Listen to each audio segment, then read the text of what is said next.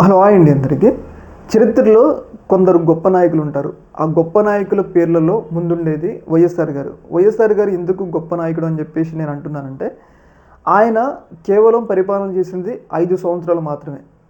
కేవలం 5 సంవత్సరాలు పరిపాలన చేసి ఆయన ప్రజల గుండెల్లో ఏ స్థాయిలో తన యొక్క పేరును నిలుపుకున్నారో మనందరం చూసినాం.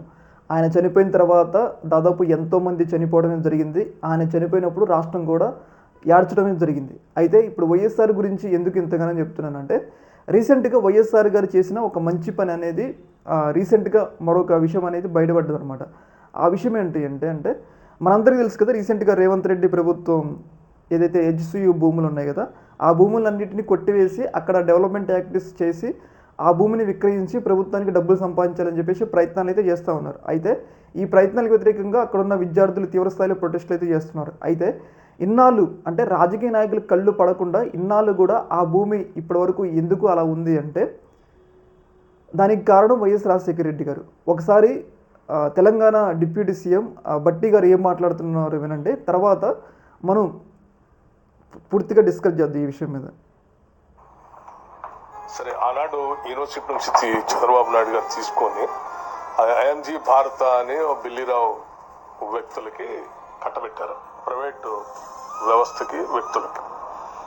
2006లో ఆనాడు కాంగ్రెస్ ముఖ్యమంత్రిగా రాజశేఖర రెడ్డి గారు వచ్చిన తర్వాత దాన్ని క్యాన్సిల్ చేసి ఇది రాష్ట్ర ఆస్తి, రాష్ట్రానికి ఉండాలి అని చెప్పి ఆయన పెద్ద ఎత్తున న్యాయ పోరాటం చేయడం కోసం క్యాన్సిల్ చేసిన తర్వాత వాళ్ళు కోర్టుకు వెళ్తే ఆయన న్యాయ పోరాటం చేయడం కోసం హైకోర్టులో కూడా గట్టిగా పోరాటం చేశారు.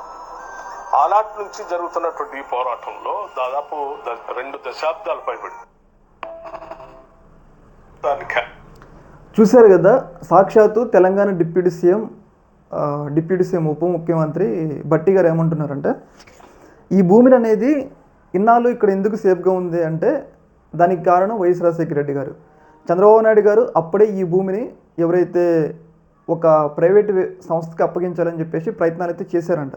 కానీ ఈ భూమి ఇది రాష్ట్ర ఆస్తి, ఇది ప్రజల ఆస్తి అని చెప్పేసి ఎప్పుడైతే వైఎస్ రాజశేఖర రెడ్డి గారు ప్రమాణ స్వీకారం చేసిన తర్వాత వెంటనే ఆ భూమిని వెనక్కి తీసుకున్నారు. వెనక్కి తీసుకుంటే వాళ్ళు ఎవరైతే ఈ ప్రైవేట్ వ్యక్తులు ఉన్నారు కదా, వాళ్ళు కోర్టులోకి వెళ్ళిన తర్వాత దాదాపు 17 సంవత్సరాల సుదీర్ఘ న్యాయ పోరాటం జరిగిన తర్వాత ఆ భూమి అనేది ఒక రకంగా తెలంగాణ ప్రభుత్వాన్ని చేతికొచ్చింది. అంటే ఈ భూమి అనేది ఎప్పుడో వెళ్ళిపోయేది, ప్రైవేట్ వ్యక్తుల చేతికి వెళ్ళిపోయేది. కాకపోతే ఇంత పర్యావరణం హైదరాబాద్కి మణిమాణిక్యంగా ఉన్న భూమి కాపాడటానికి కారణం ఎవరు అంటే వైఎస్ రాజశేఖర రెడ్డి గారు. వైఎస్ రాజశేఖర రెడ్డి గారు ఏంటంటే, ఈ భూమి ప్రైవేట్ వ్యక్తులకి వెళ్తే ఎప్పుడు అన్యాక్రాంతం అవుతుంది, అదే కనుక ప్రభుత్వం దగ్గర ఉంటే జీవ వైవిధ్యం హైదరాబాద్కి కూడా మంచిగా ఉంటుందని చెప్పేసి ఆ రోజు ఫైట్ చేసి మరి, అంటే కొన్ని కోర్టుల్లో ఫైట్ చేసి మరి ఈ భూమి ఈరోజు ఇప్పటివరకు కూడా సేఫ్గా ఉండడానికి కారణం ఎవరు అంటే వైఎస్ రాజశేఖర రెడ్డి గారు అని చెప్పేసి సాక్షాత్తు తెలంగాణ ముఖ్యమంత్రి డిప్యూటీ సీఎం బట్టి విక్రమార్క కూడా చెప్తున్నారనమాట.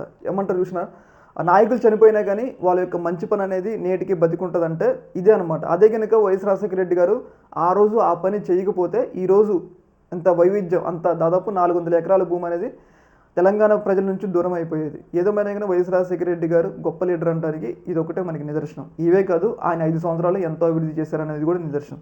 ఈ యొక్క ఇష్యూలో మీ యొక్క అభిప్రాయం కింద కామెంట్లో తెలియజేయండి. ఓకే.